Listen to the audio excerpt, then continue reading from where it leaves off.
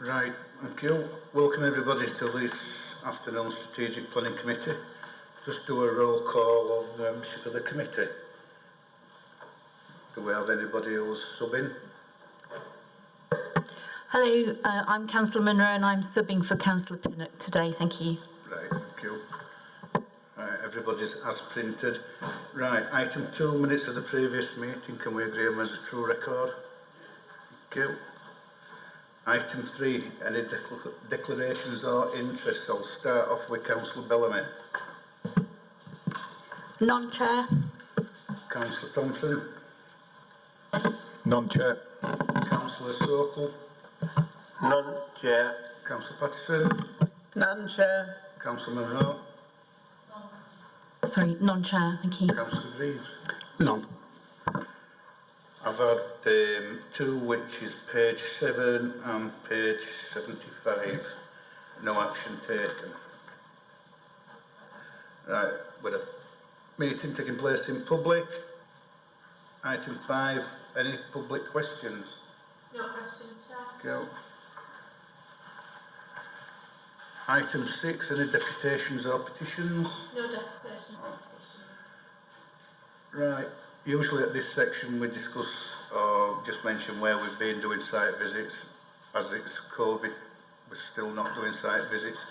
One thing just before we move on, when we get to voting, Sheila will call your name out, then it's plain for people watching at home and they're not getting mixed up and cameras apparently buffered a little bit. Deborah, you got anything to add? No, thank you, Chair. Right, first item. We've been there before. This is Blackmoorfoot Road, the old Black Cat site. This is page 7, item 7. Who's leading? Thank you, Chair. Kate. Yeah.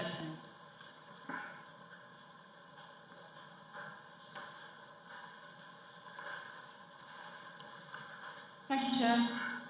My name is Kate Mansell, Development Manager. Come off it and go into it. Yeah, I'll start again. Thank you, Chair.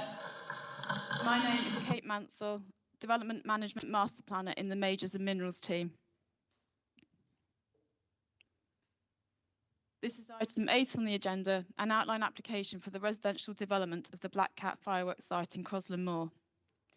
As some members will recall, this item was deferred from the Strategic Planning Committee held earlier this year on the 28th of April. The application was deferred for 2 reasons: to provide further information about the highway impact of the development and cumulative growth, and to further detail the impact on schools in the catchment area.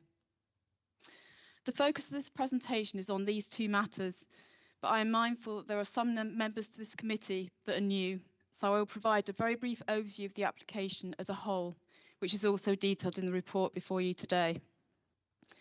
This application seeks outline planning permission for the residential development of the site for up to 770 dwellings, as well as capacity to provide a doctor's surgery and some provision for town centre type uses.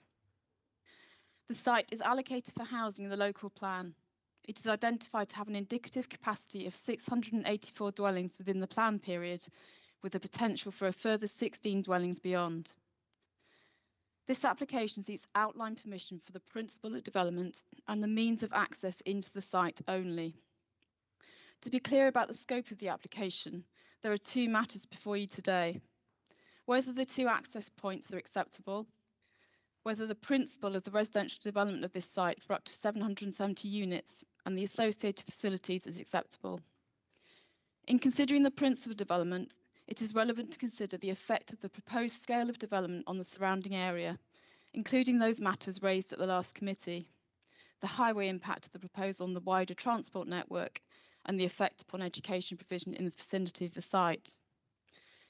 I would highlight also that a previous application at the Black Cat site for 700 units was considered and refused by the Strategic Committee on the 1st of August 2019 because it did not achieve an appropriate level of density, and as a consequence, it failed to deliver the required contributions towards affordable housing or education. It was found to be acceptable in all other respects, including in relation to highway impact. This application, with an increased number of dwellings, therefore responds to the previous refusal. This slide shows the red line boundary and the extent of the application. The land within the blue line is also within the applicant's ownership. Blackmore Foot Road bounds the site to the south, with Feltstyles Road forming the boundary to the west. To the east, the site adjoins a caravan storage premises and existing mainly residential development. On the aerial photograph on the right, you can see the extent of built form and hard standing within the site, as well as the fields to the east and north, with buffer planting around the edges. You can see from this slide that this proposal would predominantly constitute the redevelopment of a brownfield site. For the reasons set out in the report, the principle of residential development is consistent with the local plan. The provision of supporting community and retail facilities are also considered acceptable in principle.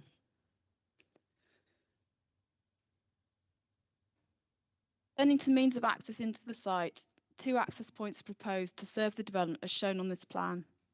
A main point of access will be taken from Blackmore Foot Road, approximately 70 metres to the southwest of the existing access here.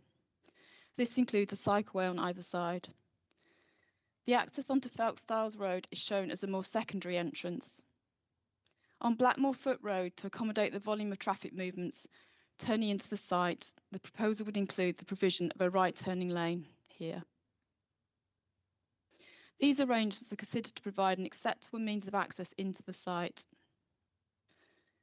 For the benefit of members who were not at the last committee, matters of layout, the appearance of buildings, their scale and the landscaping of the site are all reserved for future approval and are not part of the decision before you today. However, the applicant has submitted this indicative site layout. It shows areas of green space, housing blocks, the provisional location for the extra care units in the southwest corner of the site here, and a central local centre facility. This would not be an approved plan should this application be approved, but it shows how a density of up to 770 units might be achieved. Furthermore, as part of the application, the applicant has prepared a detailed design and access statement, which would be used to guide any future reserved matters submission. This slide shows a selection of images taken from that document. It indicates the potential built form of between 2 to 3 stories, subject to design, a density strategy with a high density at the entrance and around the local centre, the potential to create character areas, the provision of green infrastructure and a consideration given to the appropriate use of materials. Whilst layout, scale, appearance and landscaping will be fully considered at reserved matter stage for each phase of development, the design and access statement demonstrates that the applicant has given detailed consideration to how the site might appropriately come forward. Turning to the reasons why this application was deferred from the last committee, I would first like to set the context for the delivery of the site of this scale. It would be likely to be developed in 3 phases, which is shown on the slide on the left. The table on the right is the indicative timescales for how the development might come forward. Whilst the precise timings are unconfirmed, the main point to note is that the delivery of this entire site could take at least 10 years at a delivery rate of approximately 80 dwellings per year. So the introduction of this development into the surrounding area would be gradual. Figure 1 on this slide shows the predicted traffic generation for the development, which has been the foundation for assessing the highway impact. It is based upon trip rates that were requested by the Council's highways officers. These rates were also used for the St Luke's Hospital development and the local plan examination process. It predicts a traffic generation of 558 two-way trips in the morning peak and 602 in the evening peak, based on 770 units. Figure 2 shows the trip rates for a development of this scale based upon the TRIX database, which is the standard industry tool of trip generation analysis for the UK. This produces a predicted traffic generation of 335 two-way trips in the morning peak and 361 in the evening peak. The point of this comparison is to demonstrate that the trip rates that have been used for evaluating this development, which are between 36 to 40% higher than the average trip rates, provide an extremely robust basis for assessment. This slide shows how the cumulative highway impact of this development has been assessed. During the local plan examination, this site was one of 6 allocations shown on this plan that were modelled to assess their traffic impact. It was determined that to support these strategic allocations, Growth could not be realised without a level of significant transport infrastructure investment, and some major transport schemes would be necessary. For these sites, grouped together as a South Huddersfield geographic area, 2 major transport schemes were identified at Longroyd Bridge and Lockwood Bar, and the cumulative impact of the development on these junctions has been fully considered, along with the other site allocations, which I will come to.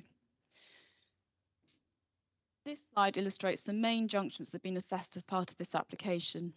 The impact is set out in the report in front of you, but in summary, on the Blackmore Foot Road Park West junction, here, the largest increase in delay is predicted at 64 seconds, which would occur on the Park Road West arm of the junction in the evening peak. The largest increase in delay on the A62 Blackmore Foot Road junction would be 52 seconds on the Blackmore Foot Road arm in the morning peak. Both these figures are considered to represent a relatively modest increase as part of an overall journey, and it is based on the very robust trip rates noted previously. At Lockwood Bar, which is here, the largest increase in delay would be 90 seconds, which would occur on the Meltham Road arm of the junction in the evening peak. However, a major highway scheme is already planned by the Council as part of the Huddersfield Southern Corridors project to address the current capacity issues, which will deliver betterment and mitigation to the impacts arising from this proposal too. At Longroyd Bridge, this application would secure a contribution of over £500,000 towards the Council's Longroyd Bridge congestion scheme. This proposal would therefore make a significant and important contribution to bringing forward the improvements at Longroyd Bridge. These junctions have been assessed on the basis that 93% of traffic would travel along Blackmore Foot Road and 66% would travel through the Manchester Road Blackmore Foot Road junction.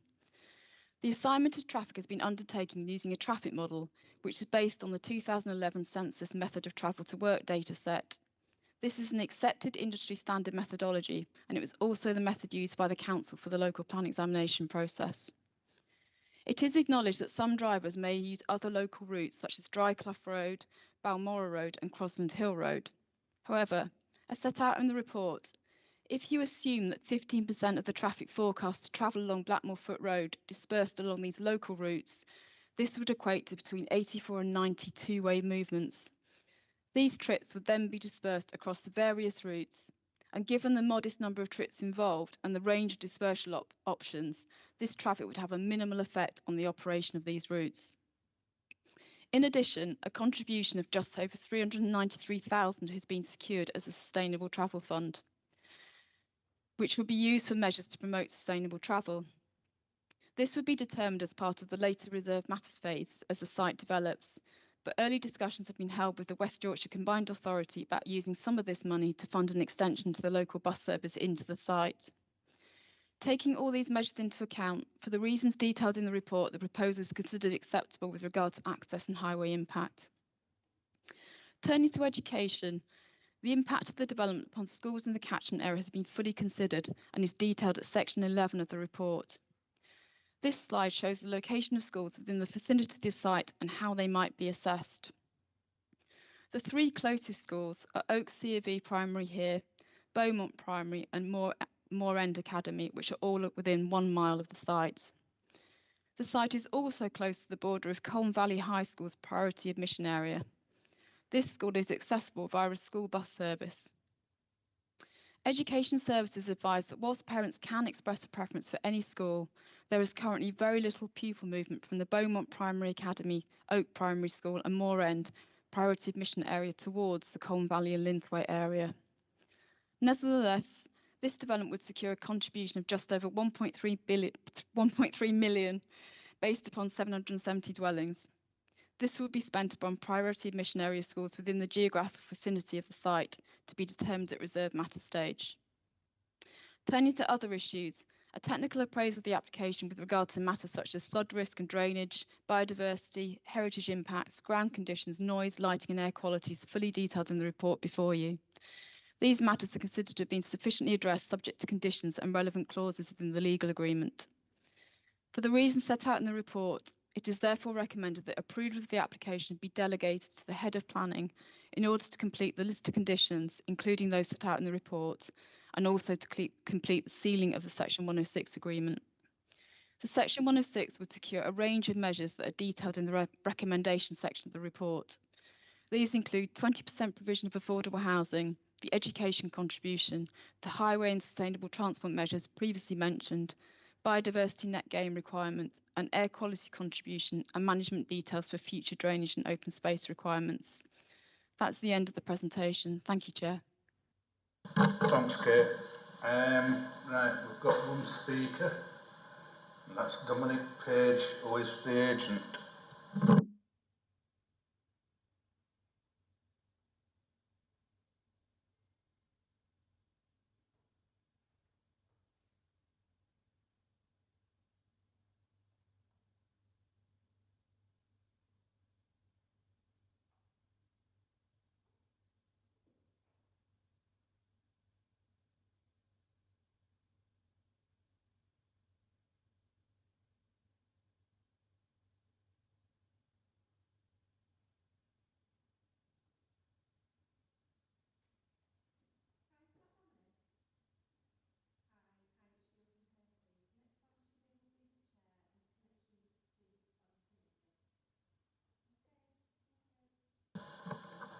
Afternoon, Dominic. You've got 3 minutes starting from now.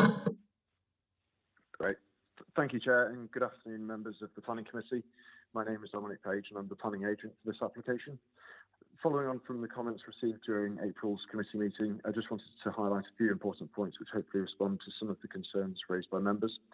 The previous application on this site for 700 homes was refused only on the basis of inadequate planning obligations and a lower than target development density. All of the technical matters, including transport, were agreed and supported by the council. The site is allocated within the adopted local plan and represents regeneration of a long-standing brownfield site, making the most efficient use of land in line with national policy. Whilst the local plan allocation is for 700 homes, the council advised the applicant to increase the overall number of dwellings to 770 in order to improve development viability and to satisfy the local plan target density of 35 dwellings per hectare. This increase specifically responds to the two previous reasons for refusal. The traffic flows that have been assessed are based on higher rates than the standard industry data, which ensures robustness, effectively assessing a scenario that is unlikely to occur. This approach is consistent with the approach taken by the council in preparing the local plan, and it is considered that the real traffic flows will actually be lower than assessed. The additional traffic distribution work that the applicant has carried out, assuming a higher proportion of cars use alternative routes to Blackmoorfoot Road, demonstrates that there will be a negligible impact on other junctions in the network. Such redistribution would also reduce the impact on junctions along Blackmoorfoot Road. The development of this site will take place over an extended period of at least 10 years. Therefore, the impacts of development will be spread over time, and other highway capacity improvements and changes in travel habits are also likely to occur during this period. The agreed contribution of £1.3 million towards education is expected to be distributed to increase school capacities where needed, aligning with the Education Authority's consultation response. Adequate bus services exist along Felkstyle Road towards Colne Valley High School, enabling safe and sustainable travel for any children who may live in the new development and attend the high school. Access to other schools in the local area could be achieved by a number of modes of transport, including walking and cycling. In summary, the applicant proposes a sustainable development on an allocated brownfield site that directly responds to the previous reasons for refusal, and there are no conflicts with the policy that would prevent permission from being granted. The additional work completed since the last committee meeting affirms the development's acceptability in planning terms, and there are no other material considerations that would weigh against the proposals in this instance. As such, I commend this application to members and respectfully request that the committee resolve to grant planning permission subject to the completion of the Section 106 agreement. Thank you, Chair. Thanks, Dominic. Thank you. Right, members, it's over to you. Councillor Pattison. Thank you, Chair. I've got one comment and one question. I'm happy with the numbers that I see in terms of the school places. I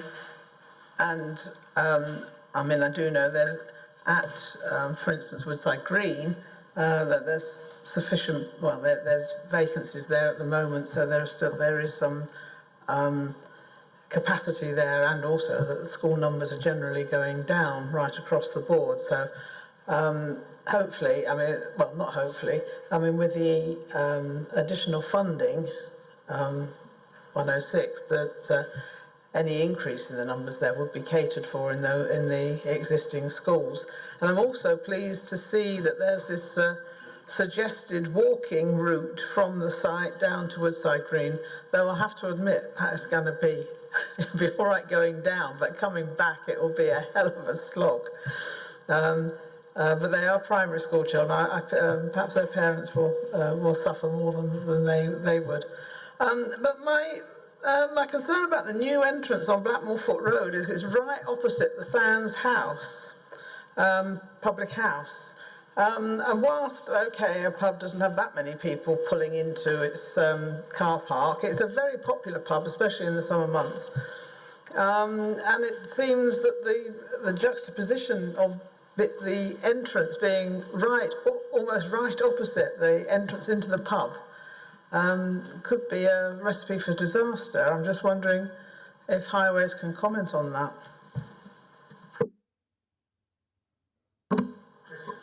Yeah, through you, Chair. It is roughly opposite the pub entrance. It's actually being designed to get the appropriate stagger from Sands Lane House, which is the junction further along. So to get the relevant stagger between that junction, it has put it there. Obviously, the traffic generated by the public house isn't considered to be that significant as to make a significant conflict with turning movements for the site itself.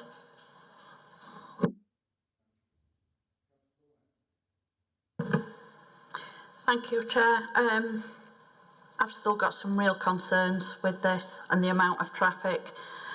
Blackmore Foot Road, however you look at it, it's a fast road, even though it shouldn't be. I know the speed limit's on there, but there were only an accident at the bottom of Blackmore Foot Road with the junction to Manchester Road last week, with a car ending up on its roof and closing Manchester Road and Blackmore Foot Road for several hours. I've still got concerns about the traffic that will go down Folkstout Road, as well as the traffic that isn't even going to go that way. It's going to go up and it's going to go down through Linthwaite as a cut through to the M62 and up over Scape. That is a rat run already. So anybody that's sort of commuting out to Manchester or to Leeds for work will go that way. They won't come into Huddersfield to go to the M62. They just don't. There's a lot of houses already being built in Linthwaite, and I'm talking thousands. So this is going to have, a really, really big impact. Yeah, it sounds nice putting a doctor's surgery in there, I must admit. It seems they're into doctor's surgery sort of on the border and in the Linthwaite area, so they'll probably all come in to the doctors. But like I say, with the traffic, I'm just not convinced that, this is going to help at all. And I know it's been said that it's 10 years, so the impact will be sort of slow. But in 10 years' time, the amount of houses that are going to have been built in that area and, in the wider area, that's going to lead to a lot more vehicles. And I just don't think, the bus routes up there neither are absolutely brilliant. So I'm still not convinced, to be honest. Thank you, Chair. And that'll bring Moan in and then bring Kate back. Thank you, Chair.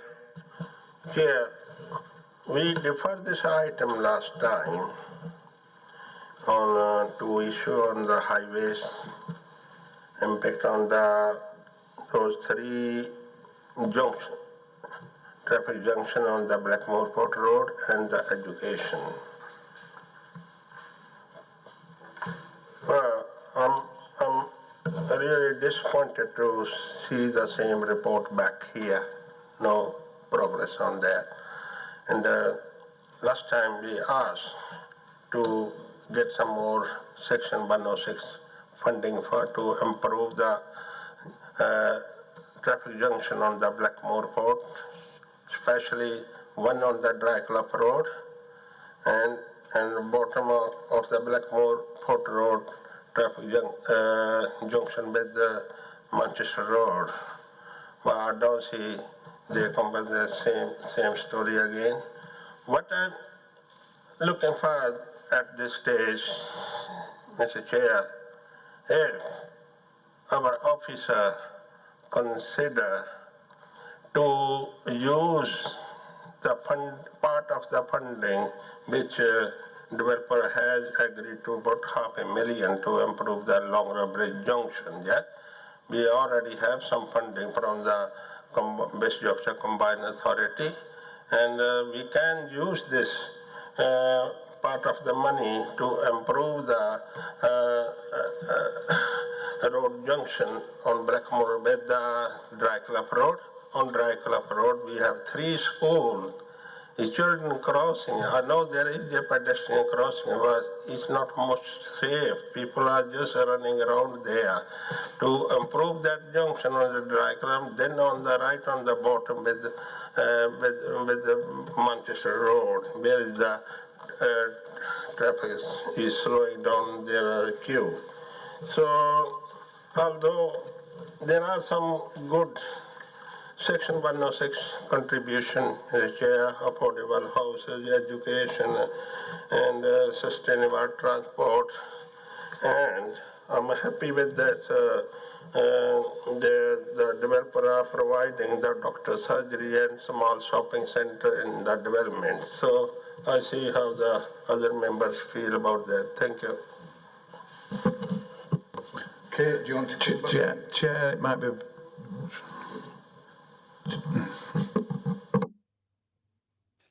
Chair, thank you, Chair. Before Chris comes in, I was just going to respond to Councillor Bellamy's points. I think it's important to say, and I think we tried to present it in the presentation, we've undertaken an extremely robust assessment of the transport impact using higher figures than the site is likely to generate in traffic terms.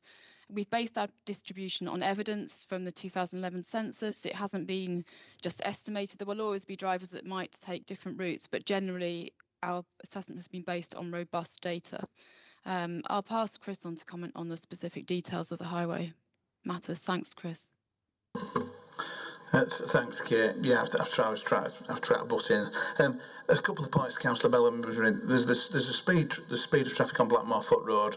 Obviously, this proposal incorporates a reduction in the speed from 40 to 30, with that being so that'll be along the site frontage in the position of the access with the gateway treatment as you're approaching the site. She's absolutely right. There will be some people will choose to use alternative routes because that's what people do. The distribution has been considered using industry standard method, using a gravity model and journey to work census data, and which is basically being distributed on the primary routes. There will be people who will use alternative routes because that's human nature. The people who are doing that in volume are considered to be low and won't have a significant impact on these alternative routes, which there could be one of many. Going to various locations within Kirklees. And I mean, I think the other thing, there's a few things I think to put into context. One, this is based on very, very robust data, which we use for the local plan. The applicant has done as a sensitivity test based on current TRICS data. Trip rates using TRICS have been falling continuously for the last 20 years for employment and residential sites.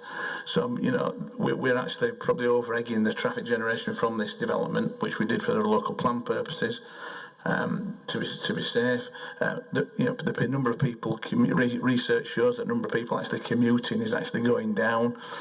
This was pre-pandemic. Obviously, I think that's probably accelerated that as a way forward. So I think what we demonstrate in this report is a very robust approach, and that in reality, the impacts are unlikely to be as severe as we're actually showing.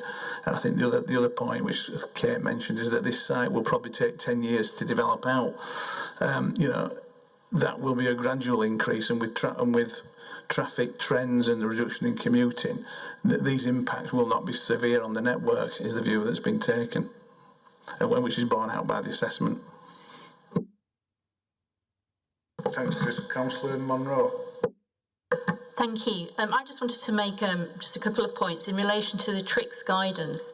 It refers to the trend in home working, and but home working is surely dependent on many factors, such as your employer or the choice of an employee, if they have that choice.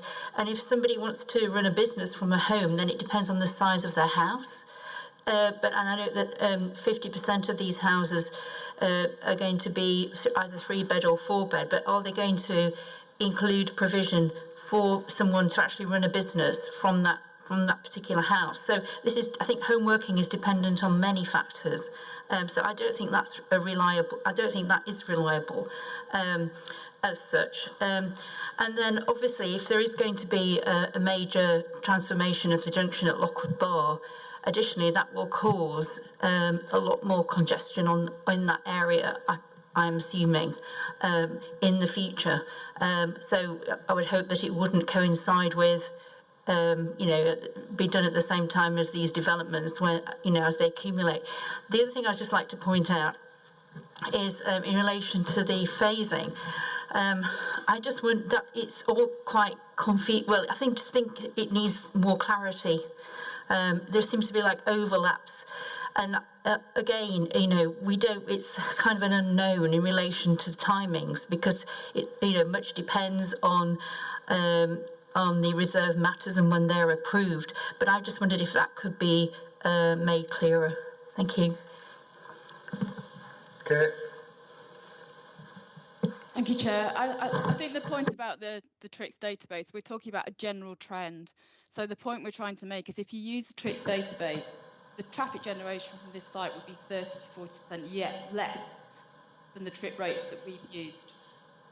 So our assessment has been more than robust, and the impact is likely to be less.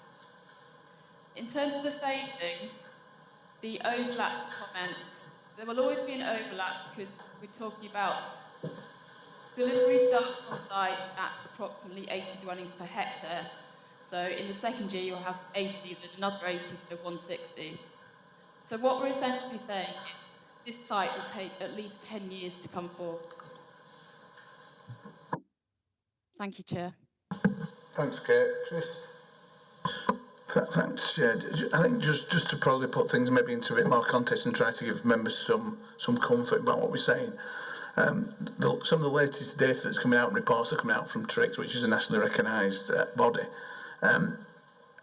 because the approach is that rather than predict and provide, which is an approach that planning has used and transport planning has used for the last 20, 30 years, they're going to more of a to decide and provide approach. But just to give some sort of numbers and some context to this, since the 1990s, trip rates have been reducing. That's just a fact. The people, as far as travelling, people are actually travelling less than they did 25 years ago. There's been a 16% reduction in fewer trips. There's been a growth in online shopping by even pre-COVID times of 10 to 12% increases, and it accounted for something like 17% of total retail sales. And there's actually been a 30% decrease in physical shopping trips. So all these things are suggesting that there will be in the future, moving forward, we'll be generating less traffic. Just as a figure for Kirklees itself, for data which we collect annually, which goes back to 2000. So we've got some data from 2000 based to 2019 as our latest data, that the A road network in Kirklees compared to 2000 has grown 1.9%. It's 1.9% higher than it was in 2000. There's been fluctuations in that period with recession. It's been up and it's been down, but if you compare 2019 to 2000, there's been 1.9% growth on the A road network. I must stress that isn't a peak hour trip. That is the annual daily traffic flows on the network. There has been peak. I think we all know there has been peak spreading. The peaks in the morning, particularly in the afternoon, are not as pronounced. They're no longer like 1.5 hours. They probably spread for 3.5 hours, but they're not as high. But it's for a longer period of time. I think obviously I think we have to accept that moving forward there's some uncertainty following COVID how things will go. But I think most people, it's accelerated what has been happening in the way of home working. working digitally, Teams meetings and sort of technology we've been using here to have meetings, which has resulted in people travelling less. So I think there's some uncertainty with COVID, but I think the general trend over the last 20 years has been that there will be less travelling on the network, and so I think that's why we can have some comfort that what we're actually predicting is a worst case scenario. Just an interesting fact which I didn't realise is that there's actually been a decrease in the number of people taking up driving licences. Says while I think that the figures that we've been quoted is from 1993, 55% of 17 to 20-year-old had driving licence. That's now 33% for the same age group. So there's been a drop in people actually applying for driving licences. Ultimately, you would suggest that would work, that less people would be driving.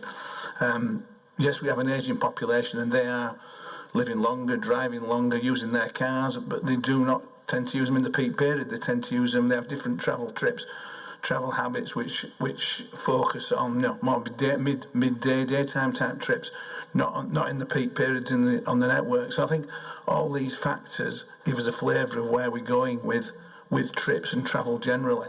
And so I think, personally, I think that gives us some comfort that what we're presenting is a robust case, and the fact that it will be developing over a 10-year period when these things are probably all going to be starting to be implemented. Thank you, Chair. Councillor Graves. Thank you, Chair. Just a couple of points I'd just like clarifying. I appreciate that the highways analysis has been undertaken for this site, but can we just have some clarification? Has it taken into account the cumulative impact that would also come from the allocations HS20 and HS22, which are adjacent to this development? It would be useful just to have that clarity. I would also like to make a comment in respect of the Section 106 agreement, and that is in respect of the trigger points, in particular for the highways junction contribution. That trigger point needs to be front loaded. So the junction work needs to be substantially complete, to my mind, before most of this development is. So I would just like to make sure that in completing the 106 that the highway section's front loaded. I've also got some concerns. I think Councillor Patterson raised them about the Sands House. That's perhaps my best understanding of this site. I have been on the fireworks site once, but I've been to the Sands House much more often. I guess the junction needs to be on that frontage. It could be a little bit further away from the Sands House. And we have heard that the speed limit will be reduced and that there will be a gateway scheme. What I'm not clear about is, are there going to be any lane dividers or assisted crossing points at the junction point? I should imagine that quite a few people from this new development would want to walk across the road to the Sands House. So something could easily be incorporated.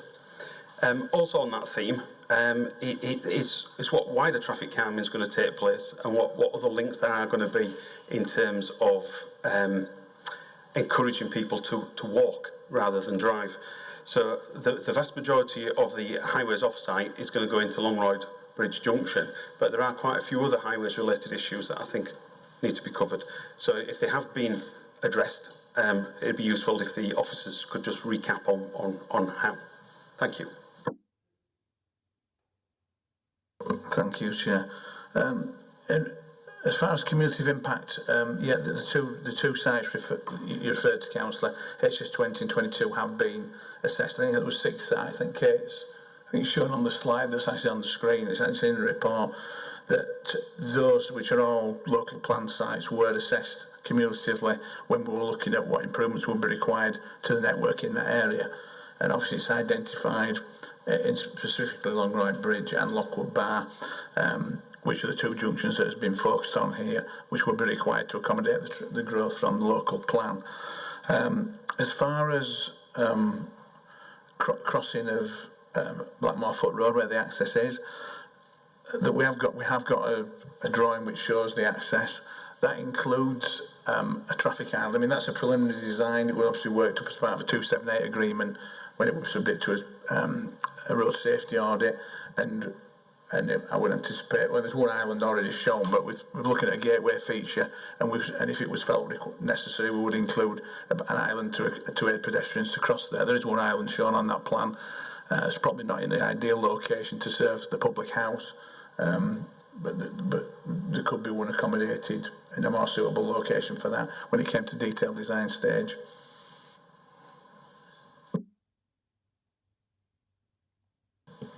Okay. Thank you, Joe. Just picking up on how the site is accessible to the surrounding area, I think it's something we did look at in the course of the application. There is a footpath that runs along the edge of the site, and there would be a connection through to Crossland Hill Road in that direction. That makes it easy for residents to get to the primary schools, which are all within a mile. There would be a footpath access to a bus stop on Feltstyles Road, and there's also a further bus stop on Blackmoorfoot Road. So we have looked at how it can be tied into accessibility measures beyond. And as I said in the presentation, we're also looking at the potential to bring a bus route into the site when it's got to a reasonable stage of, say, 200 dwellings. In terms of the 106 funding, yes, we will look at that phasing when that money needs to come forward. Long Road Bridge has contribution from WICA, but it does need some additional funding, which this would assist with, and we'll look at how that can be phased. Thank you, Chair. Thanks, Kate. Right. So far, it's neither been moved to accept or moved to refuse or moved to defer, or I must admit, we've had it here quite a few times.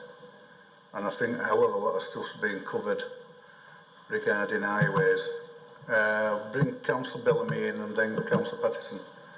Thank you, Chair. I'm still not convinced, and I'm quite happy to move refusal. Carol? I'm afraid I was going to say I am convinced, and I'm happy to move the officer's recommendations. Yeah, that's it.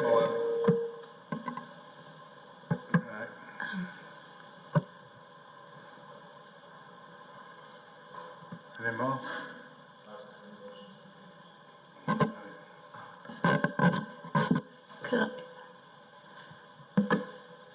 Can you take the officer recommendation first, Chair?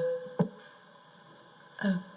Yeah. Could I just come in and say, if it is approved today, in the conditions at number 7, could we insert submission of a construction environment management plan to include community involvement? Right. Thank you. David? Thank you, Chair. Just in overview, I'd just like to cover a couple of points there where I think, obviously the committee have given this a lot of consideration. As you mentioned, Chair, it has been here before. This is obviously a large site, but it's allocated site. Mitigation has been thoroughly considered in terms of highways impact, in terms of the impacts for this outline application. You are considering the principal members, the principal and the access, and you have got significant details and numerous details in terms of the access in front of you and the mitigation measures that Chris and Kate have set out in great detail. You have considered the principal before. The application came in 2019, and obviously the refusal has informed the same applicants to go away and look at that refusal in great detail, and has come back with a scheme that officers consider to be acceptable in all its form. Yes, it is phased. Yes, there is a 10-year scale for this development to be implemented, and the mitigation that has been detailed and robustly set out and surveyed several times does make this development acceptable in officers' consideration. Thank you, Chair. I just wanted to reiterate that. Right, we've two proposals at the table, but one got in first, and the one that got in first was the officer's recommendation, which was moved by Councillor Patterson, seconded by Councillor Sokol. Sorry, Chair, can I just clarify, do you want to discuss Councillor Munro's addition to that Yeah. Mr. Chair, can I repeat again to highways that use some of the Section 106 contribution to the long base used to upgrade those junction on the Blackmore Port Road. Thank you.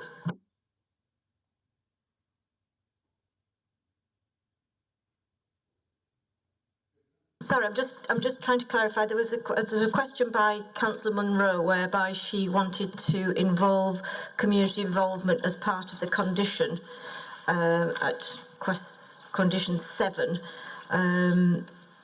Normally we would do that by way of part of the section 106. We don't have that as a... We don't...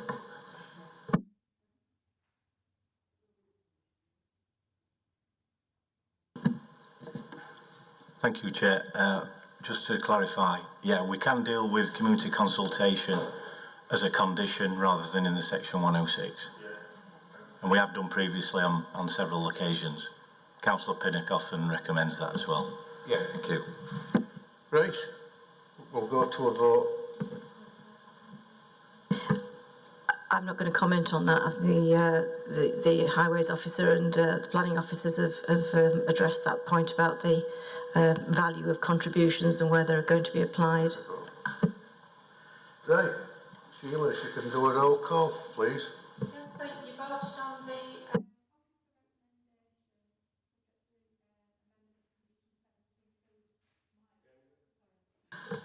You're voting on the officer recommendation to approve, including the section 106 and the conditions in the report, together with Councillor Munro's addition to condition 7 to include community involvement. So I'll do a roll call, switch my microphone. Against? Reeves? Councillor Munro? 4. Councillor Patterson? 4. Councillor Sakal? 4. Councillor Thompson? Against.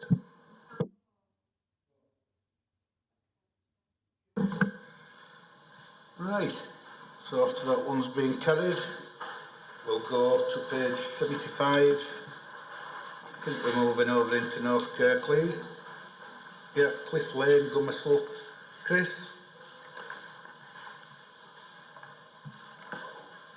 Thank you, Chair. And good afternoon, members.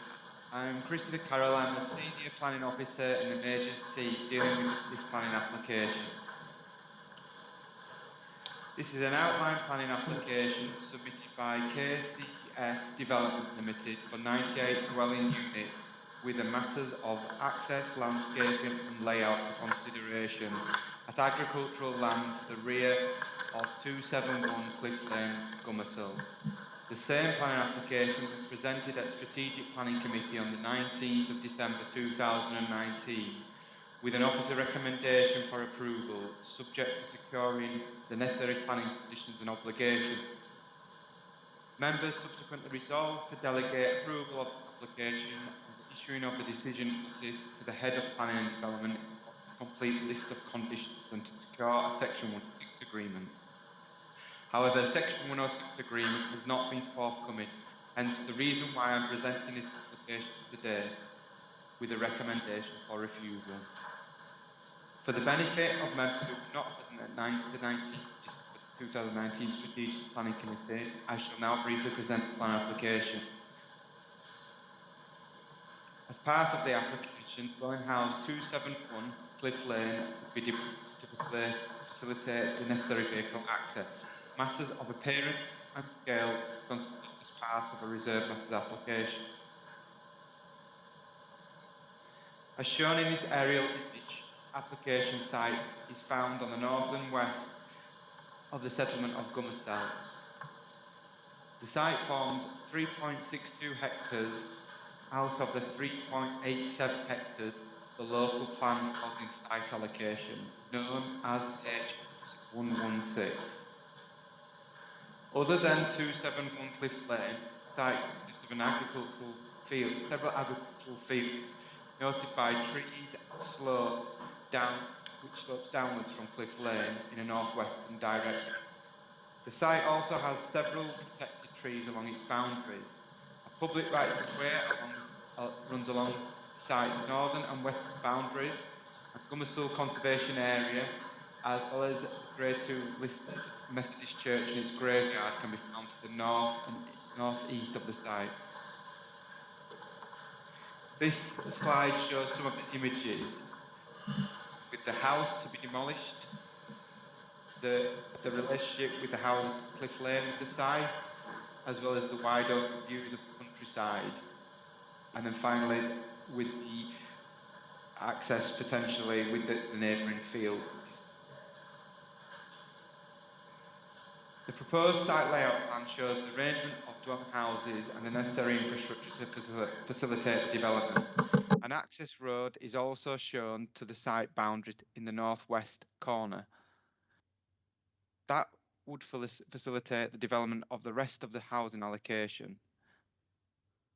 After 2 rounds of public consultation, over 140 letters of objection were received. Many of the letters of objection made reference to the development's adverse impact on the open countryside, impacts on the neighbouring heritage assets, highway connectivity, capacity and safety issues, as well as biodiversity, drainage and local amenity issues as well. However, no objections were received from consultees subject to the necessary planning conditions and obligations. The events since the last committee are outlined in paragraph 1.5 of the Planning Committee report, and as outlined in paragraph 1.6, although the list of planning conditions have been agreed, the planning obligations have not been secured through the signing of an appropriate Section 106 agreement. Given the length of time that has passed since the last committee meeting, officers consider that the planning application should now be refused due to the lack of a suitably signed Section 106 agreement. As outlined in the Planning Committee update, the applicant has stated that a signed Section 106 agreement is imminent and has threatened the Council with costs at appeal for unreasonable behaviour if the application is refused. However, the solicitor has not given any date as to when the Section 106 agreement will be suitably signed and submitted to the Council. Officers believe that the Council have behaved reasonably by allowing the necessary time, i.e. it is well over the stated 3-month period for the applicant to submit a suitably signed Section 106 agreement. And if the applicant did appeal and subsequently completed the legal agreement, then officers believe that the Council will be in reason to apply for costs against the applicant on unreasonable behaviour. For the reasons set out in the report, I recommend that the plan application is delegated to officers to refuse. Thank you, Chair. Thanks, Chris. We've got one speaker, which is Emma Winter, who's the agent.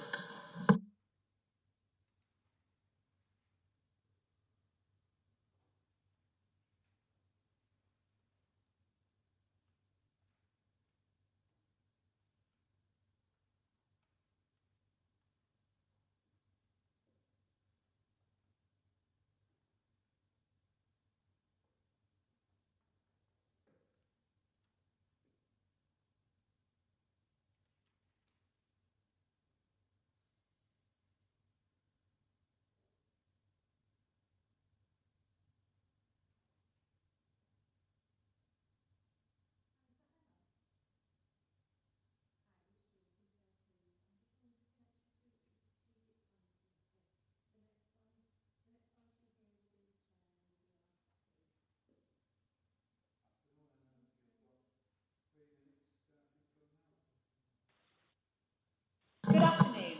Committee members resolved to grant planning permission for this application in December 2019, subject to conditions and completion of the Section 106 agreement.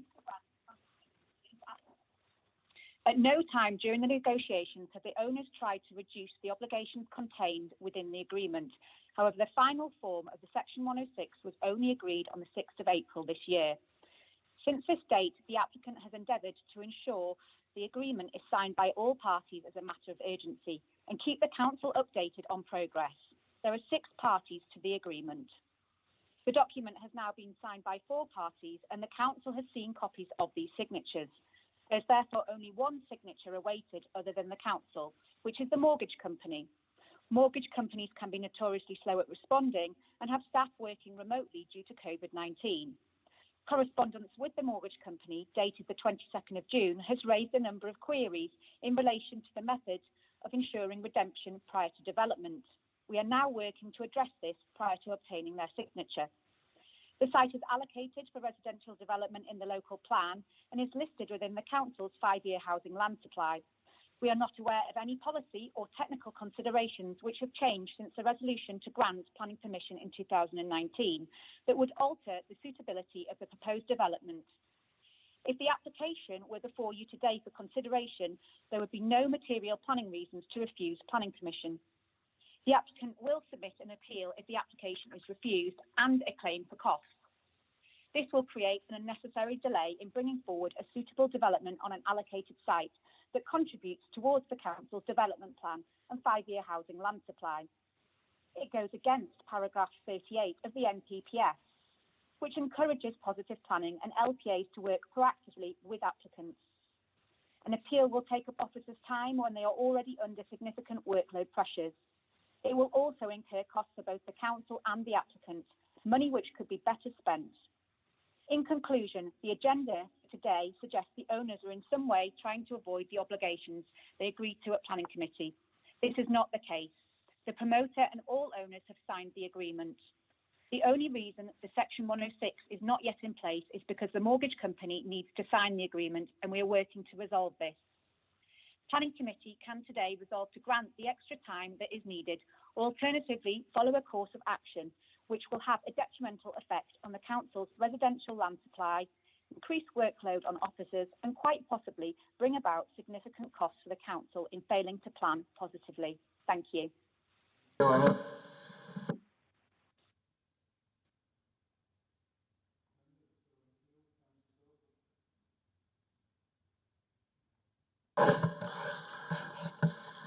Thank you, Chair. I think our officer done everything to get the developer to complete and sign the Section 106 contribution.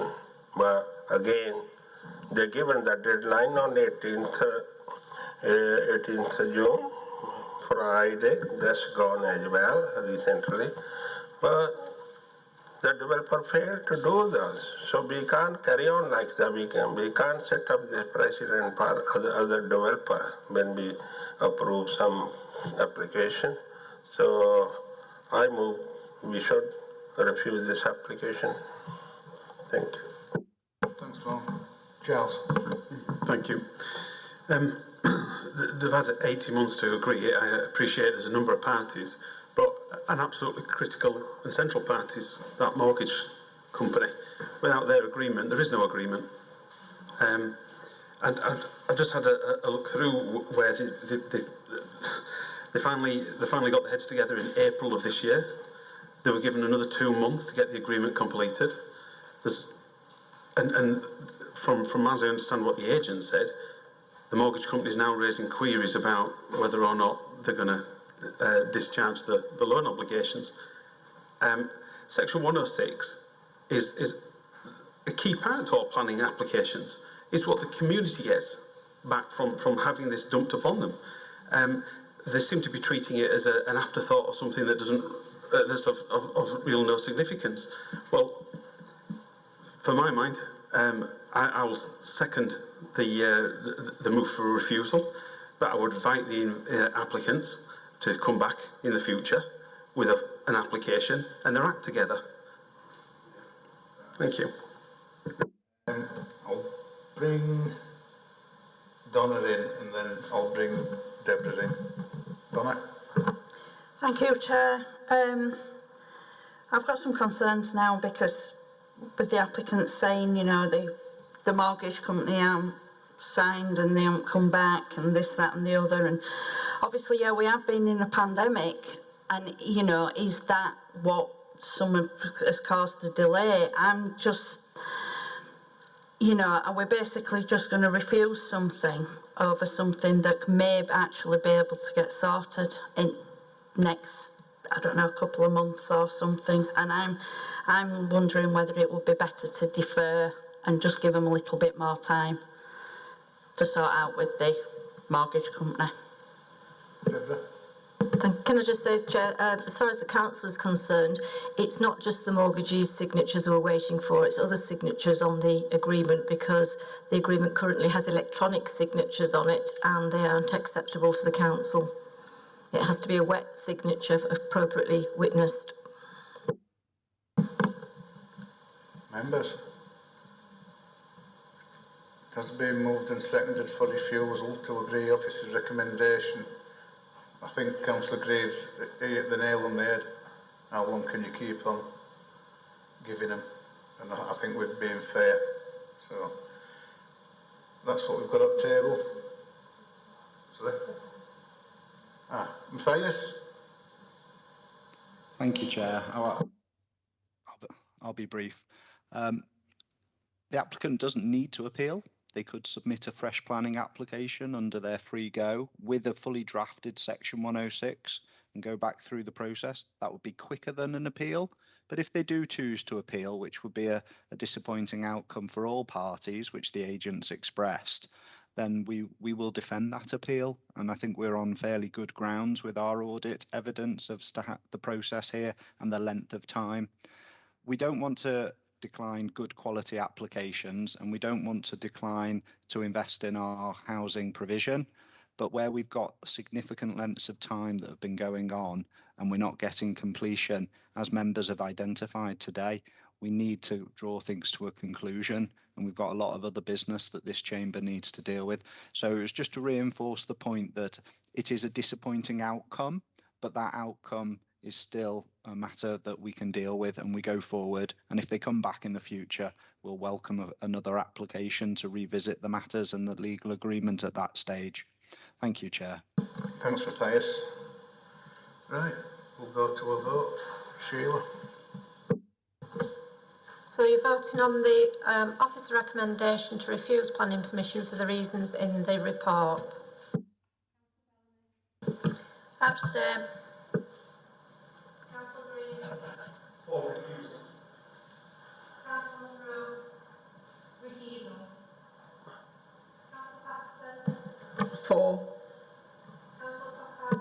For. Councillor Thompson. For. Councillor Hall. For. Right. Next item, page 135. Sorry, no, it is 135. I'm wishing my time away. So this is Farnley Tyres, Huddersfield, Field Lane. And it's Lyle.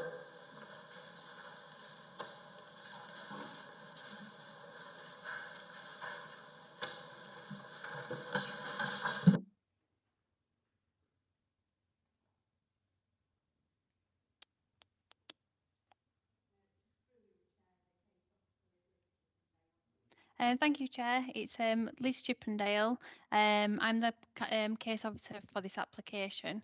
The application relates to the proposed change of use and alterations to an existing building to form a workshop, catering business B1, restaurant cafe A3, and business storage and distribution units B1 and B8, and the change of use of land to form an associated parking within a conservation area. It is evident from site visits that the works comprising the development have already taken place. The site is bounded to the north by Farnley Tyres Bowling Club and to the south by Beach Farm residential development of 25 dwellings. The site is accessed by a field lane to the south from Woodson Road.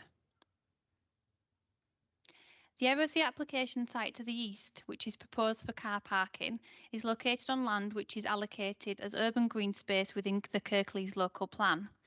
The application has therefore been brought before the Strategic Planning Committee as a proposal representing a departure from the Kirklees local plan. The proposal creates recessed shutter openings to Units 1 and 2 and a shop front with signage to Unit 3. It is noted that there is a small area for consumption of food on site within Unit 3, which is considered to be ancillary to the principal use. The proposed car park would be surfaced with hardcore The proposal external alterations to the former agricultural building are considered by officers to be acceptable and enhance the character of the conservation area. As stated previously, the area to the east of the application site is part of a wider site which is allocated as urban green space within the Kirklees local plan. The proposal for use of the site for car parking does not comply with criteria stated within local plan policy LP 61. Therefore, consideration is required as to whether the circumstances and benefits of the proposed development constitute material considerations which would outweigh the loss of the area of urban green space. Aerial photographs as shown here evidence that the small area of urban green space has a clear boundary from the remaining urban green space site and has been used in conjunction with the agricultural building for storage and informal parking since at least 2000. The site has therefore not served as an open space purpose for a considerable period of time. The proposal is considered to create economic benefits by providing small-scale local or employment opportunities. It is considered that although the proposal does not comply with LP 61, the proposed development would not result in a significant loss to an urban green space and furthermore would have the potential to bring about benefits to the rural economy which would support other planning objectives.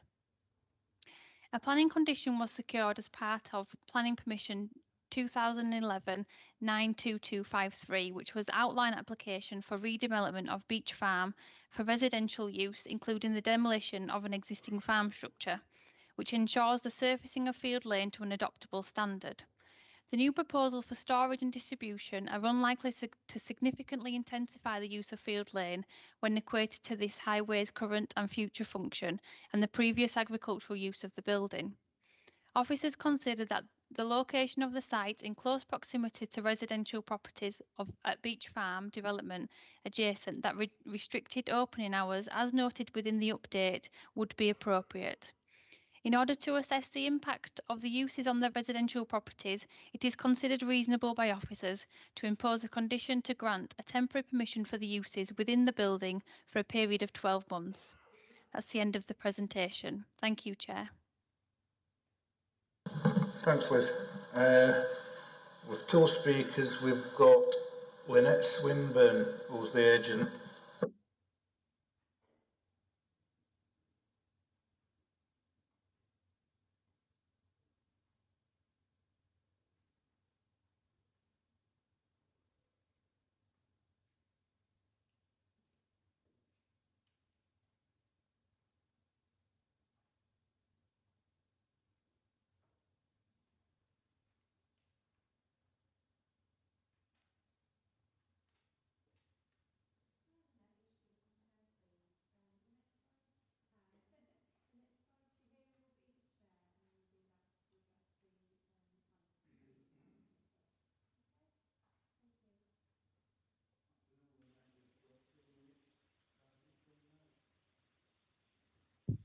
Lynette, you hear me? You've got 3 minutes. I can now, yeah. Right, you've 3 minutes starting from now. Right, I've just muted you. Thank you. Good afternoon, I'm Lynette Swinburne from the Savills. I'm here on behalf of the applicant and the owner of the site, the Rochester Bridge Trust. Rochester Bridge Trust are a charity who own the land and assets as a means of meeting their charitable objectives, which extend over the next 600 years. So therefore, they're used to taking a long-term view of whatever they undertake. In 2018, the Trust acquired the Farnley Tyres estate, which includes this site. The application seeks to remedy the planning status of the site, which is home to an existing successful business in guest dining alongside other users. The application, which is retrospective, seeks to secure the long-term future of the site. The development is targeted at local businesses, providing residents of the village small-scale commercial space to start and grow their enterprises. Each unit is self-contained, has been converted to meet the needs of the existing businesses that are there. It is noted that the car park occupies an area of urban green space. And as the officer pointed out really helpfully, the site has not historically been green in character, nor has it been really available for recreational use, having formed part of a farmyard. There are no plans to change the open character of this part of the site, simply to continue to use it as car parking. Unit 3, which is occupied by guest dining, is an example of a successful business that has expanded alongside the core catering business and runs events from the site. It's important to note this application seeks to regularise the uses on the site outside of the current anomalies that are taking place because of COVID, which I think has affected the hospitality sector quite severely. I hope you can understand the real benefits that this application can provide for Farnley Tyres, ensuring local businesses have a place to thrive and are therefore minded to approve this application. Thank you, Chair. Thank you, Lynette, for that. Got one more speaker, which is Amanda Guest. Oh, yes, good afternoon, everybody. Thank you very much for letting me come and speak today. I have catering business guest dining at Farnley Tyres, and I've been in events for 35 years. And 5 years ago, I had the opportunity to rent the barn in Farnley for events and pop-up dining, and have grown the business and now employ over 20 people who are mainly local people who are helping run this business with me. I'm sure you will appreciate that at the beginning of the pandemic, we had an incredibly difficult time, and all the private events that we had were all cancelled. And it would have been very easy to just shut the business down, but I have got some very loyal workers that I really want to keep employed and to keep the business going.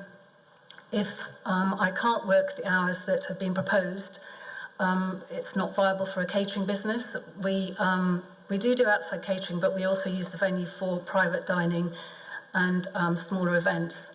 Throughout the pandemic, we opened for takeaways. We had dining out in the paddock, just to be able to keep the business going, because I'm sure you appreciate that it really has been a very difficult time for the events industry. So yes, really that's just all I can say about guest dining, and I hope you consider my application. Thank you. Thanks, Amanda, for that. Councillor Greaves. Thank you. I have absolutely no concerns about the application or the fantastic work that guest dining have done during the COVID period. What I can't accept, though, is the walking away from the policy around urban green space. This would open the door to basically all privately owned urban green space looking to have the designation removed. I'd be flexible in terms of what was offered to replace it, and the policy is flexible. But to my mind, it needs to be replaced. And I would think that the landowner of this property would be able to accommodate that one way or another. So I would move refusal on the basis of it runs counter to the urban green space policy. Thank you. Matthias, do you want to come in?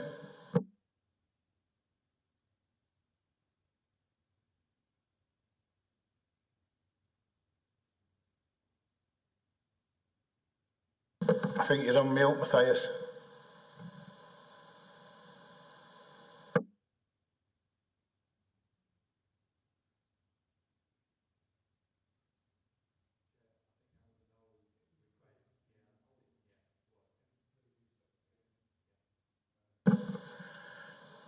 Councillor Bellamy.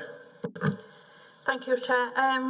Just a little bit of clarification, because there's like 3 sections all with different hours in. What are the actual hours, and are they agreed between the council and the applicant, or would the applicant like their original hours?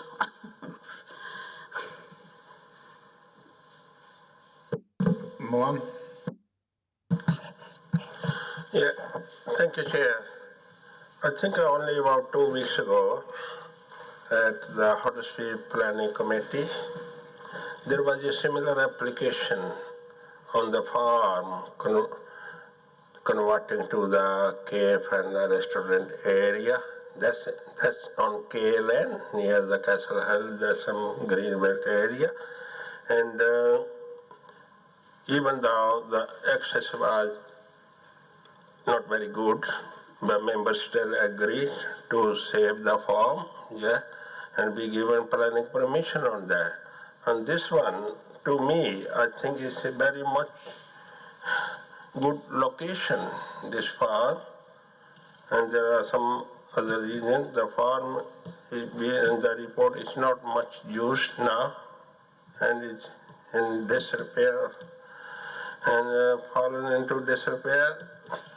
I think to save the building, I think we need to consider to agree with the officer recommendation, but with further condition to the road service, whether field lane, I think something like that, to be upgraded, yeah, resurfacing.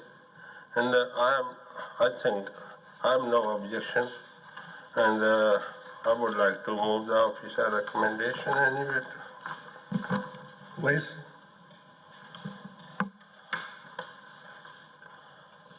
Thank you, Chair. Just to confirm the hours of operation agreed, it would be, as seen on the update, it's Mondays and Tuesdays would be closed to the public, and then Wednesdays and Thursdays would be 10:30 till 8 o'clock.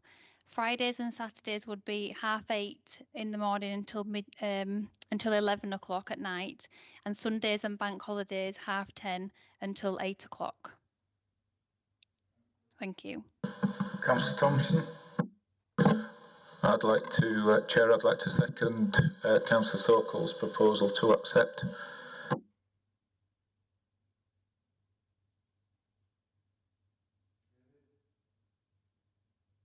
Thanks, Chair. I can come in at the end after any more councillor comments. Thank you. Thank you, Chair. I recognise that it is a departure from the urban green space, but to be honest, the whole site, as we can see from the photos, looks no different now as it was 20 years ago, and no doubt will in another 20 years hence. It's perhaps it's incorrect to actually say it should be an urban green space, except I know it's not, but it's hardly had that function for a long time. So, I mean, I'm happy with the recommendation to accept this application. Thanks, Carol. So far, we've got one person for refuse. Oh. It hasn't been moved and it hasn't been seconded for officer's recommendation. Any more? Right, we'll move to a vote then. Deborah, not Deborah, Sheila. Can I just, do you want to come in? You can do. Yeah. Thank you, Chair. Just a couple of points there. In terms of the urban green space, there are three elements to the urban green space policy. And the first part is that requires an assessment to justify why the open space is no longer required to meet local needs. We haven't had that part of the assessment, and that is why the application is classed as a departure. The officer's recommendation is taking a practical view in terms of what is actually on the site now, and it is only the external area to one side of the existing building that is in the urban green space allocation, and the existing character of that part of the urban green space is previously used development. It is a hard surface. It is used for informal parking currently, and historically from the aerial photographs you've seen that this is a very long time ago that this might have been green space and field connected to the larger allocation that is currently under that policy. So I just thought I'd clarify that, Chair, and if we were granting permission, it would be for a 12-month period. The officer's recommendation is based on the 12-month temporary consent to allow us to assess any further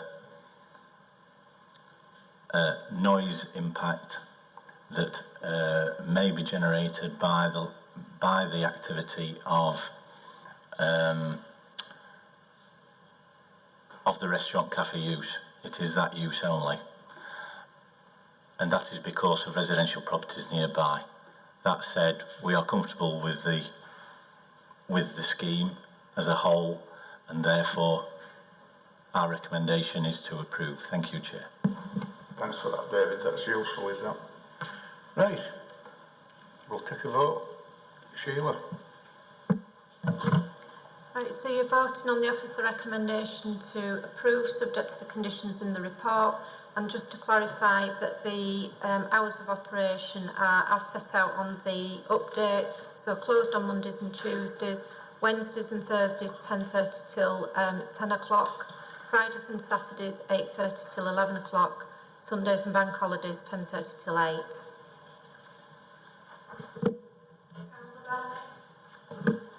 For.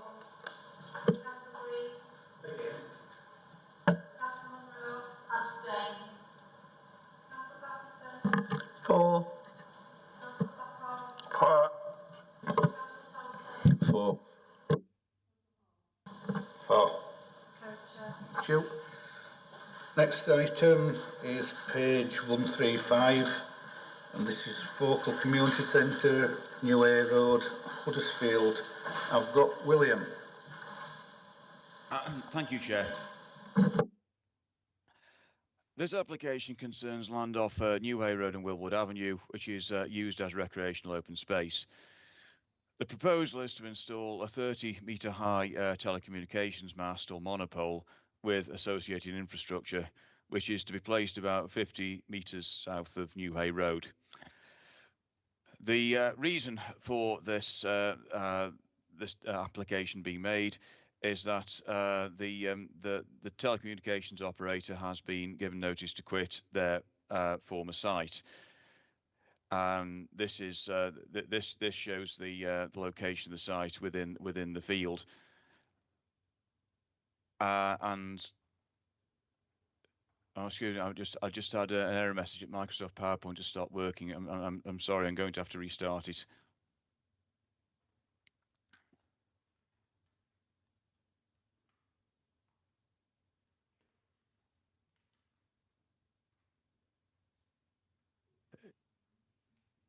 It should only take a few seconds.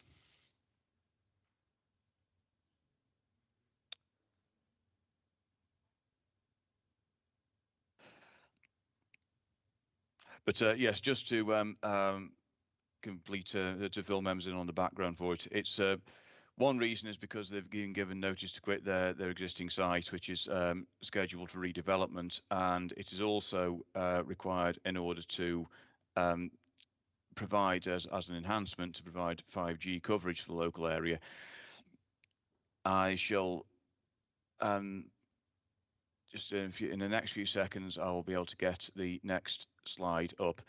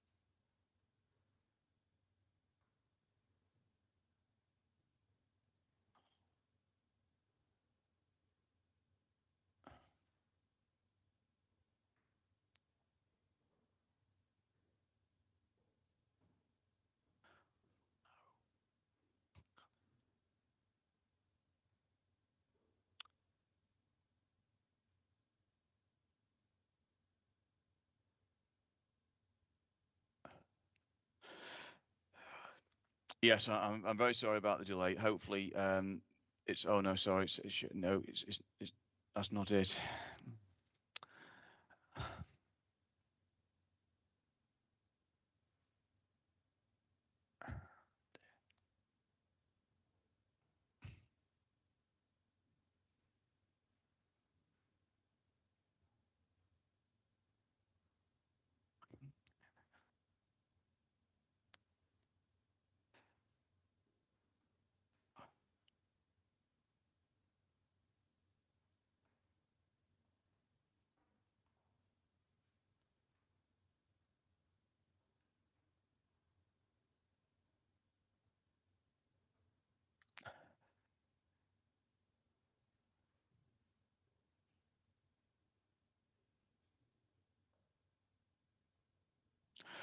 Now, hopefully, now I should be sharing the PowerPoint slide with the plans on it, and so I'll proceed with my presentation.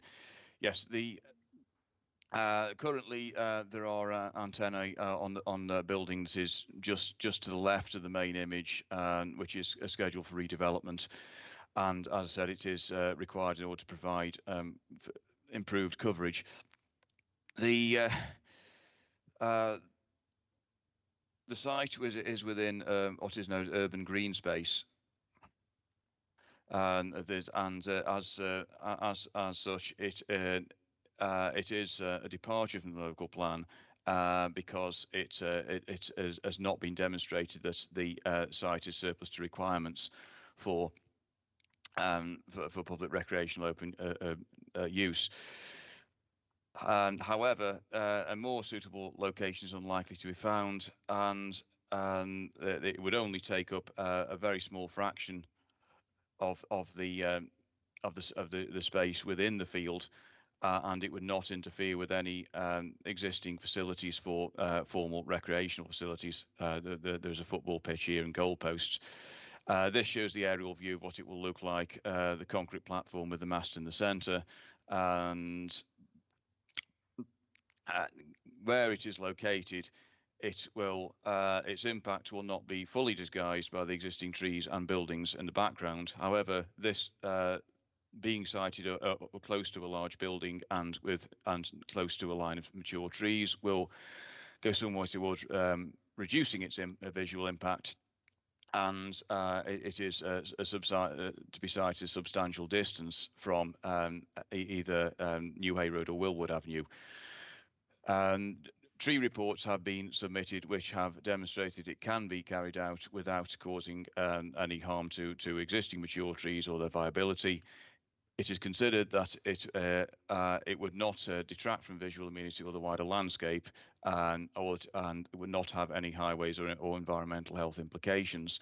And the standard certificate has been submitted to demonstrate that it complies with microwave radiation guidelines. It is therefore the recommendation of officers that planning permission can be granted, and subject to the netting being shown in the drawing and being installed. This is to prevent footballs from being kicked into the enclosure formed by the palisade fence and being lost. This was added at the request of Sport England, and that development be implemented in accordance with the arboricultural impact assessment to protect trees, and that the palisade fencing surrounding the site will be dark green or dark brown in colour. And this concludes my presentation, and I will I'd be happy to take any questions if should committee members have any. Thank you, Chair. Thanks, William. Councillor Thompson. Thank you, Chair. Couple of questions. The main one is that regulations, as I understand them, are new masts can be built to up to 5 metres high, maximum of 30 metres in what is classed as unprotected areas, and a maximum of 25 metres in protected areas. I'd just like to know what constitutes a protected and unprotected. If that's population, then I would imagine that this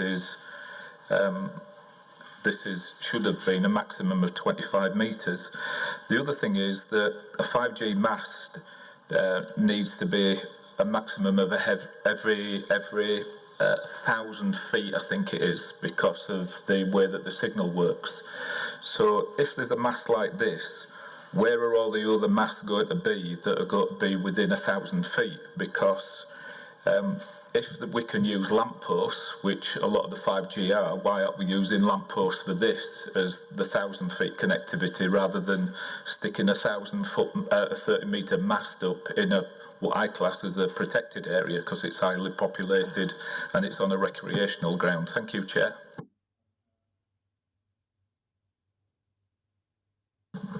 William, do you want to come back on that?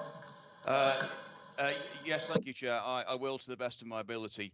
And the I do not have to hand the full list of the permitted development allowances for the installation of masts. However, this is, of course, not being being assessed under full planning permission, not permitted development rights, and therefore, just because the general permitted development order stipulates certain maximum heights that can be allowed without full planning permission, this doesn't mean that we can't allow structured in excess of this with planning permission on their own merits. I hope I've understood the question correctly.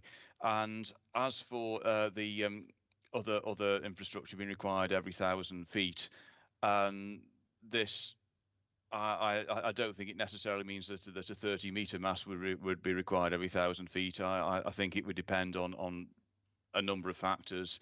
It would depend on whether suitable masts can be installed on buildings. There might be that's an opportunity that might be possible, or it might depend on the topography of the land, on whether there are obstructions in the way. And so that is based on the knowledge I have anyway, and I hope that goes some way towards answering the question. Thank you, Chair. Councillor Thompson. I don't know whether it was me, but it didn't answer any of the questions that I had. I know for a fact that 5G signal has got a radius of 1,000 feet. That's it. It's 2% of a 4G signal. What I'm asking is, where are all the other masts going to go? Because nothing else is on here. It's not if it's interrupted or not. The fact is that you're putting a 30 metre mast up, so it isn't interrupted. So I don't understand that part of it. And what I'd like to know is why we're putting a 30-metre mast up when in an area like this it should be a maximum of 25 metres. Just two simple questions. Thank you, Chair. Thank you, Chair. This application has been submitted for planning permission, so it's over a certain threshold in terms of height. What the councillor is referring to, as I understand, is under the permitted development rights, which is significantly different to what is under consideration here. As permitted development rights, telecommunications operators have the ability to put masts up and notify the council of their right to do so. And it's a different procedure. This requires planning permission, which has been submitted and has been assessed against national and local policy. Now, with national policy, there's a requirement for the applicant to submit confirmation that the scheme will comply with a certification for the amount of and frequency that is emitted from the mast. So under the permitted development rights, there would be an ability for applicants to put forward different masts to cover the cell area, but that right isn't the same as this. This is a planning application. I hope that answers the question, Councillor. Thank you, Chair.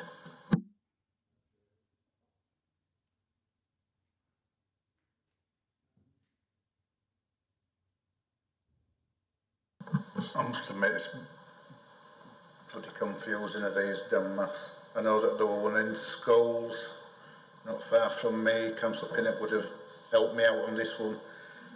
It wasn't there one tea time, and basically the morning after, bang, there's a great big mast there.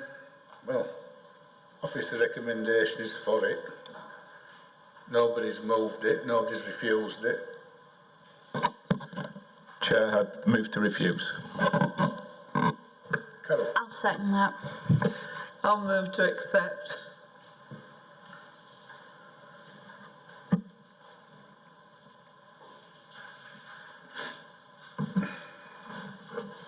Right, so one to accept or to refuse? What are your reasons to refuse?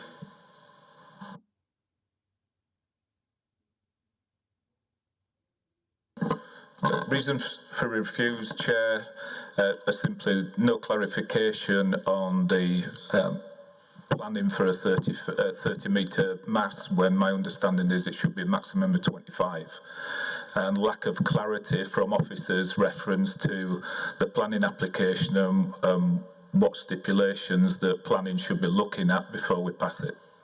Chair, can I come in? I think we can't really proceed on that basis. I mean, if the council is looking for clarification, we can do that. It may not be today or now, but it's certainly the matters are clear, and if they're not clear today, they can be made clear. Matthias. Thanks, Chair. I hear what members are saying about the height differential, but it's a moot point because you're not assessing a permitted development scheme or a scheme that can go up to 25 metres. It's whether this scheme is acceptable in its planning merits. So you need to sort of detach yourself from what they can do under permitted development and why aren't they doing that, to very simply, what have you got in front of you today? Is it acceptable in the main issues that are set out in the report? And if it isn't, you need to set out what those reasons are as to why you don't want to move the recommendation, or if you want to refuse, what it is you want to refuse on. Lack of information and clarity, as you say, I don't think that would stand up as a reason. So I would bring you back to what the recommendation is and what those main issues are in the report. And if you don't agree with them, that's perhaps something you could consider to refuse. But if you don't have an issue with the main issues in the report, I would have to suggest that the recommendation needs to be considered again in that view. I hope that helps. Happy to take any more questions. Thanks, Matthias. Councillor Graves and then Councillor Pattison.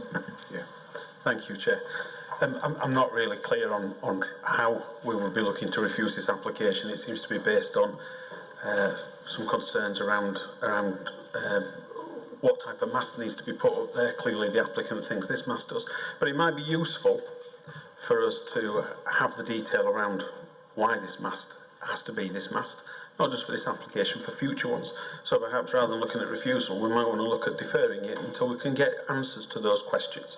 That might help Councillor Thompson and all of us.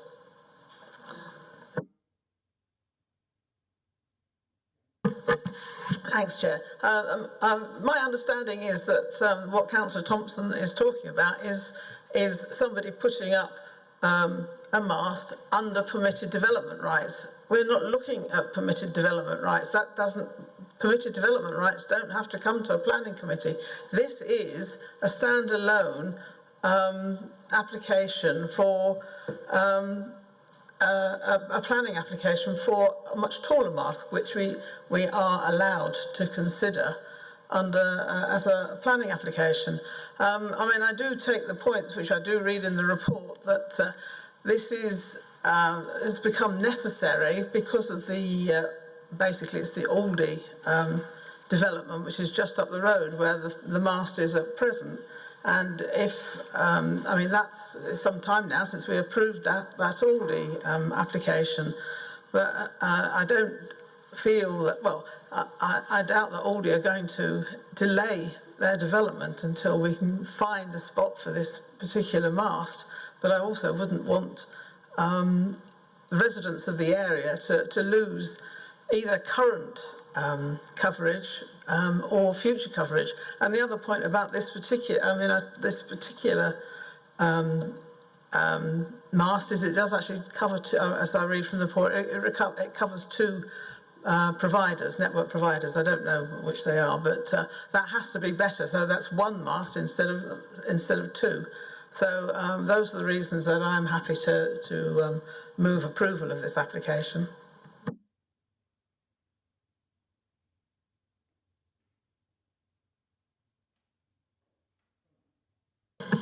Yeah, reasons for refusal then would be it's too large and it's going to have an impact on visual amenity. There you go.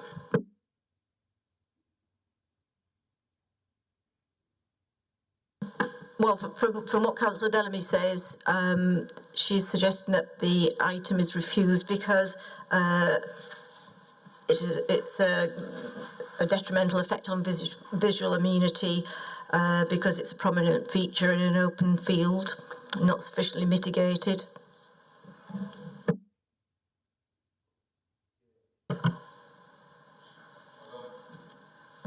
Matthias? I don't have anything to add, actually, because I think Councillor Patterson's explained the points about what you need to make a decision on today. I hear what Councillor Bellamy's done in terms of the suggested reasons. They are material planning considerations, so we could look at those. Whether they will stand up at an appeal, we would do our best, members, but I'm not as convinced on the impacts. But those members, those are your reasons if you wanted to refuse it on that. But I'd just go back to the report and just try and qualify that again. Nothing further to add, Chair. Thank you. Thanks, Matthias. Just before I go to the next speaker, could Emily Mobiles be as a comparable? Could Emily Moore be used as a comparable on structures, on masts and towers? Emily Moore's much taller. That's what I was looking for. Mohan. Yeah, Chair, I think Councillor Thompson is right. He needs some clarification on this one, yeah? Councillor Patterson has moved it to approve it, but again, we got move to defer it, from Councillor Charles Grieve. I think we all need some clarification, not Councillor Thompson on this one, They haven't got any reason to refuse this application. Just for the reason of clarification, or if all members agreed on that to defer it, I think it will be defer, get some clarification on the point raised by Councillor Thompson. Thank you. So far we've got a mover to defer, mover to accept officer's report, and a mover and a seconder to refuse. Deborah, are the reasons for refusal strong enough? Well, they are. Yes, that is a legitimate reason for refusal, bearing in mind members' view. But it seems to me that there is still this issue about what is being determined. Councillor Thompson has mentioned these poles have to be of a certain size, but that's under a different regime. This is a planning application where we can consider what is being proposed, the structure itself in its location, and weighing up the benefits for and against this kind of development in this situation. And it is all set out in the report, in my opinion. It may be that members would like to consider it further, a short adjournment, or rather than to defer, because I don't know that there is that much more clarification that can be obtained from a deferral. Councillor Bellamy.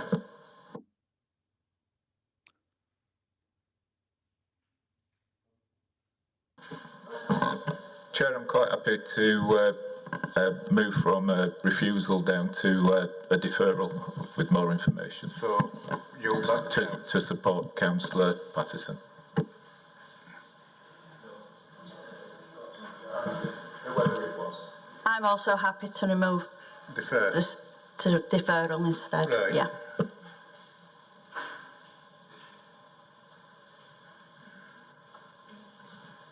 David.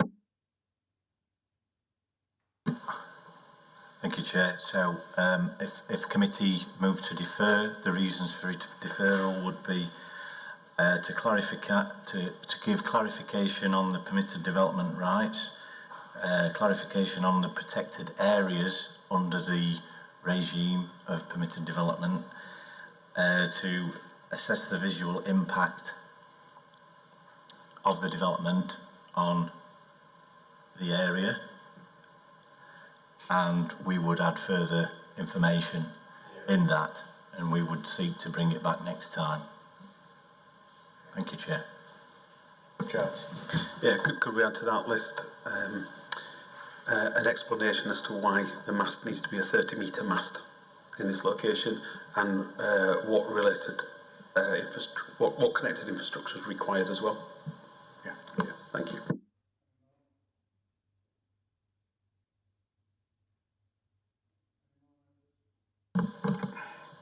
I must admit, I think you're going down the right route for deferral, because these masts, a hell of a lot of people don't like them. We know that we need them. Anybody who's been working from home knows all pitfalls and buffering and Christ knows what, but it would be nice, it would be really nice to know what fits where, and is it oversized, is it just for clarity, just so that when members of public ask you, how big is it going to be? Are there going to be loads of boxes like we've had one in Batley Car that's took over part of a car park, etc., etc. So it has been moved by Councillor Rees for deferral, seconded by Councillor Thompson. Sheila, we'll go to a vote. Councillor For.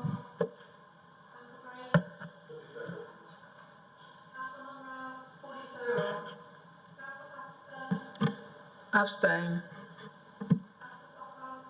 Defer, for, yeah, defer. For.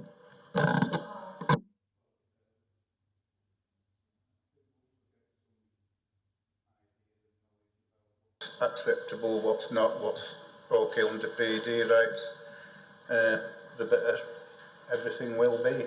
Right, thank you everybody for this afternoon's meeting.